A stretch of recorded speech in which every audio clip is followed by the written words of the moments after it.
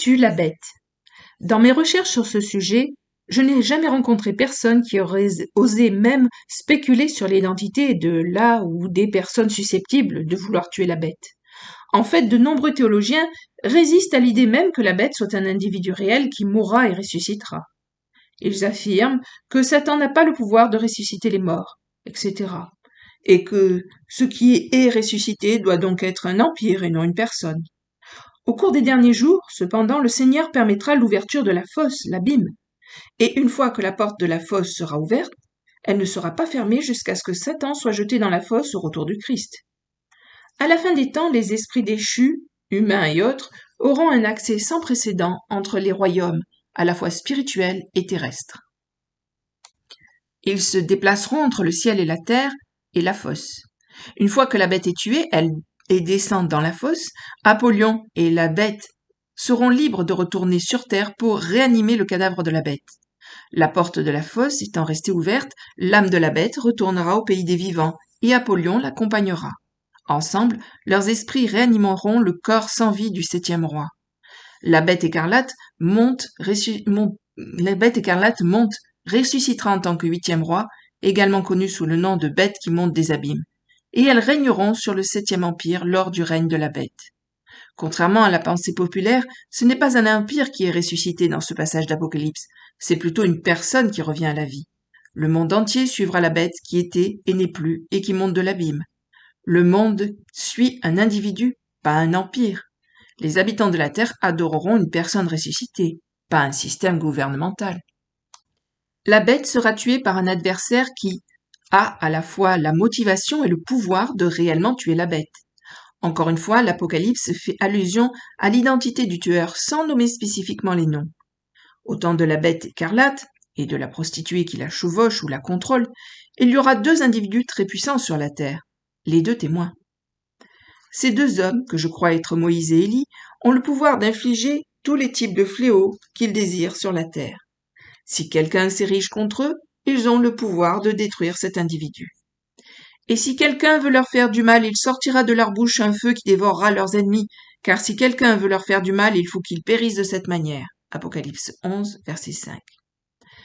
Les 2 témoins sont des prophètes qui représentent Dieu dans le monde, et ils recevront un pouvoir illimité pour faire tout leur possible pour remplir leur mission et rester en vie pendant les 1260 jours complets de leur ministère. La bête écarlate est l'homme de Satan, mais il n'aura le pouvoir de Satan qu'après sa résurrection d'entre les morts, après sa sortie de la mer, ce qui représente la mort. Et je me tins debout sur le sable de la mer, et je vis monter de la mer une bête qui avait 7 têtes et 10 cornes, et sur ses cornes 10 diadèmes, et sur ses têtes un nom de blasphème. Et la bête que je vis ressemblait à un léopard, ses pieds étaient comme ceux d'un ours, et sa gueule comme la gueule d'un lion. Et le dragon lui donna sa force et son trône et un grand pouvoir. Apocalypse 13, versets 1 et 2. Quiconque viendra contre les 2 témoins sera tué. Si la bête écarlate s'érige à l'encontre des 2 témoins, elle sera tuée. Ce n'est qu'après sa résurrection qu'elle aura le pouvoir de résister aux 2 témoins, et seulement parce que leurs 1260 jours de ministère auront expiré. Le dernier jour de leur ministère, leur pouvoir ayant disparu, la bête qui monte de l'abîme, le 7e, maintenant 8e roi ressuscité, leur fera la guerre et les tuera. Lorsque la bête ressuscitera d'entre les morts, elle recevra le pouvoir du dragon. Et il se tint sur le sable de la mer. Puis je vis monter de la mer une bête qui avait 10 cornes et 7 têtes. Le dragon lui donna sa puissance et son trône et une grande autorité. Apocalypse 13, versets 1a et 2b. Lorsque la bête se lèvera de la fosse et assumera le pouvoir et le trône de son père, les habitants de la terre verront la résurrection de la bête comme la preuve que la bête et le dragon sont plus puissants que le vrai Dieu et ses serviteurs. Lui seul peut vaincre les 2 témoins. C'est pourquoi les habitants de la terre suivront la bête et l'adoreront. Ils croiront qu'elle est un Dieu homme, le Messie ressuscité. C'est la grande tromperie. Et pour aggraver les choses, la bête sera tuée lors de la Pâque juive, imitant la mort du Seigneur, et elle sera ressuscitée lors de la fête des premiers fruits, la Pâque occidentale, le jour même où Christ est ressuscité des morts. Une fois que la bête aura été mise au pouvoir par son père le diable, la bête tuera les 2 témoins dont le ministère s'achevait. La fausse résurrection de la bête sera l'événement qui amènera les habitants de la terre à adorer la bête. Une fois que les témoins seront morts, et ne pourront plus tourmenter les gens sur terre avec des fléaux et la mort, les gens sur terre croyant au mensonge de la bête, c'est-à-dire qu'il est Dieu, un mensonge que sa résurrection semblera prouver, célébreront la mort des deux témoins par des cadeaux et des réjouissances. Ils ne permettront pas que les corps des deux témoins soient enterrés, et pendant 3 jours et demi, les corps des deux prophètes de Dieu seront exposés à Jérusalem, maintenant devenue Sodome et Égypte. Et quand ils auront accompli leur témoignage, la bête qui monte de l'abîme leur fera la guerre, et les vaincra et les tuera, et leurs cadavres seront sur la place de la grande cité qui est appelée spirituellement Sodome et Égypte, où notre Seigneur a été crucifié. Et les gens de divers peuples et de diverses tribus, langues et nations verront leurs cadavres pendant 3 jours et demi, et ne permettront pas que leurs cadavres soient mis dans des sépulcres.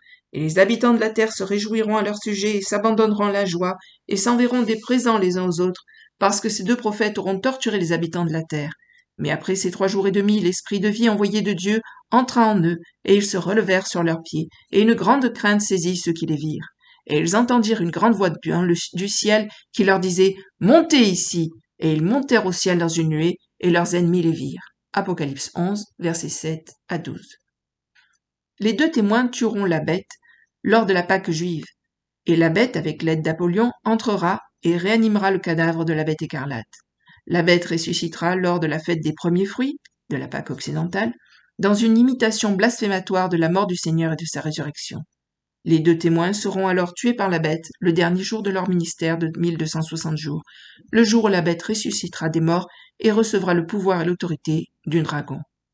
3 jours et demi plus tard, à mi-chemin de cette année, le 3 avril 2021, qui sera aussi le jour de l'abomination de la désolation et du grand tremblement de terre qui divise le mont des Oliviers en 2, les 2 témoins ressusciteront d'entre les morts et monteront au ciel. Fin de la lecture. À bientôt, merci. Au revoir.